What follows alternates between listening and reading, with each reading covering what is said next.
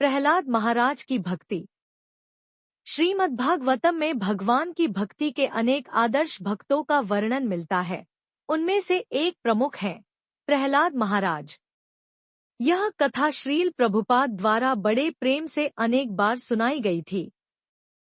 प्रहलाद राक्षसराज हिरण्यकशिपु के पुत्र थे।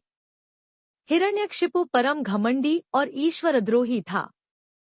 उसने कठोर तपस्या से ब्रह्मा जी से वर प्राप्त कर लिया था कि वह न दिन मरेगा, न रात, न भीतर, न बाहर, न किसी मनुष्य से, न पशु से, न किसी अस्त्र से, न शस्त्र से।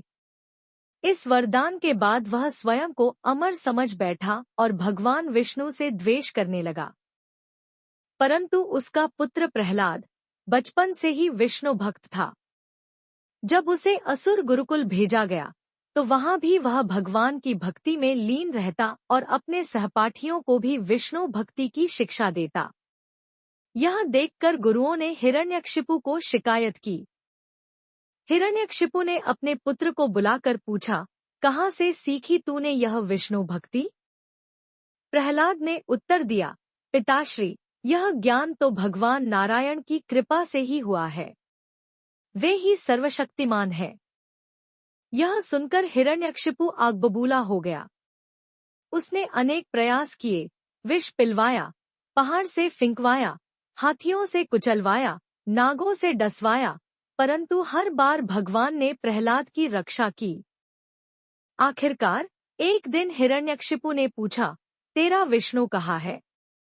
क्या वह इस खंभे में भी है? प्रहलाद ने दृढ़ता से कहा, हाँ, भगवान सर्वत्र हैं, इस खंभे में भी। हिरण्यकशिपु ने क्रोध में खंभे पर प्रहार किया। तभी उस खंभे से प्रकट हुए नृसिंह भगवान, आधे नर आधे सिंह रूप में।